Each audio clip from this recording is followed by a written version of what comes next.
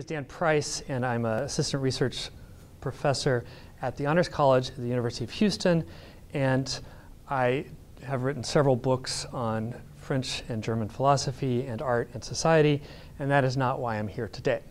Why I'm here today is because I have a couple of big ideas about how research in the sciences and research in the humanities can come together. And the short version of that story is that humanities gives us a sense for the why and the how of the scientific research.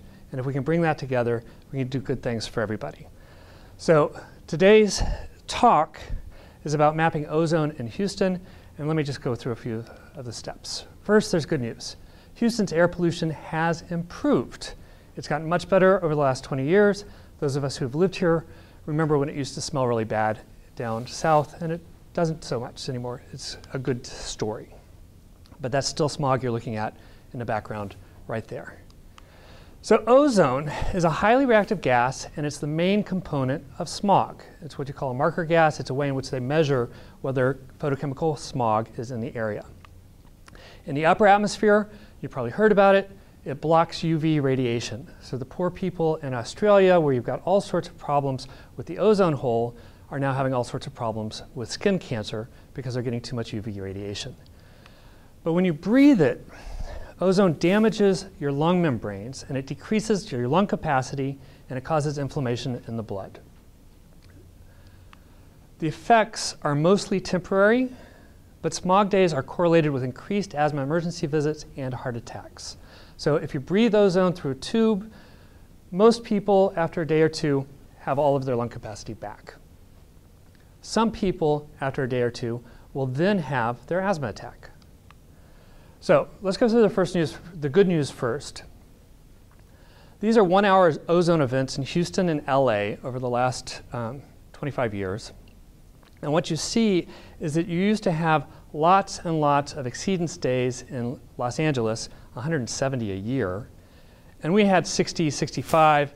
Both of us have gone down. LA has done a much better job of going down in the number of exceedance days. There's a lot less of a regulatory problem than there used to be. There's still a problem. One of the ways in which you can change that is by looking, and this is just Houston, there's an 8-hour standard and a 1-hour standard. And the difference between those has to do with whether or not you're concerned with an acute effect or a long-lasting effect. And with the 8-hour average being greater than 75 parts per billion, you're considered out of compliance by the EPA. That's happened a number of times here, quite a bit higher than the 1-hour exceedances actually. So this has gotten better. It's a good news story. We can do a little bit better, and there's interesting things to know about it. A recent Rice study that got quite a bit of attention showed that for each 20 parts per billion increase in ozone in the previous 1 to 3 hours, there was an associated heart risk for out-of-hospital cardiac arrest of 4.4%. That's really quite significant. That's a lot of risk added. For asthma and ozone, which is one of the things I spend more time on, it's hard to measure, but increased respiratory hospitalizations are strongly correlated to higher ozone days during summer months. Use of rescue inhalers goes up. Lung capacity and membrane flexibility is definitely reduced. And the effects can be immediate or lag by days. It's also important to know not all asthmatics have ozone as a trigger. There are lots of different triggers. There's lots of different ways in which asthma could be associated with ozone or not associated. It's a fairly open question about exact mechanisms involved, which is one of the reasons it's interesting as research. So what should we do? There are many different sources of air pollution indoors and out, and you should be aware of what you breathe as much as possible. If something smells bad, stop breathing it. You shouldn't stay inside all day if the ozone is in another part of the city or hasn't formed at all. And this is the interesting part. Ozone travels in ways that we didn't expect, kind of naively. It's not all over the city. It actually travels in fairly small and fairly tight clouds. And so you can know where the ozone is and you can avoid it. You should, in general, do simple things like stay under tree cover or limit your strenuous exertion if there's a lot of ozone in your area, but you need to know that it's in your area. This is what we created for our ozone map. We used 45 monitors that are maintained by the Texas Commission on Environmental Quality, the TCEQ, and we used their information on a 5-minute basis, and we created this visualization of the real monitor readings at that time.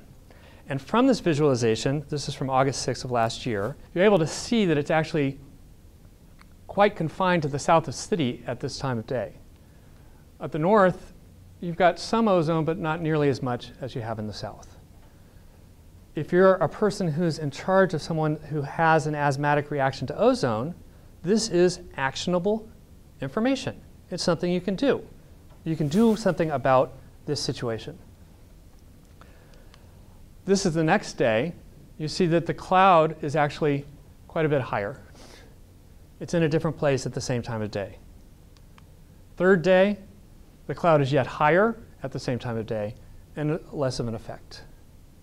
I think this is very interesting. I had no idea ozone worked this way until we started doing this map. We've also put it out on an iPhone app and on an Android platform. So we have it on mobile platforms in 2 different ways. So there's a regulatory context and a health context, and I think this is part of the interesting point, and I want to make it really quickly. This is why universities should be involved in this type of research. The regulatory context is based on retrospective analysis of ozone days having passed already. What we want to say is that doesn't really help you if you're a person who knows they are asthmatic and have ozone as a trigger. So, in the past, the TCEQ has provided a map. They no longer provide it because of our map, I think, partly. They provided a map where on that August 8th day, at this time, all you would ever see is this little yellow map, this little yellow mark. This would also have been at 3 p.m. You would have seen this at 4 p.m. So you would have never had the information necessary to react to a medium level ozone day because they were delaying the information and they wanted to show you what they thought in terms of a regulatory framework should be reported on.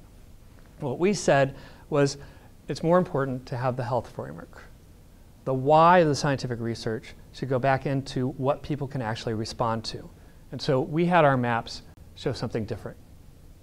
So something a little bit more legible. So we're hoping this doesn't scare you, but it gives you a chance. Now, upcoming features include notifications and warnings. We want to do community-based epidemiology, social media, plotting data for days and weeks and years, doing other pollutants, doing more cities. And we want to thank all of the people that were involved. And thank you for listening.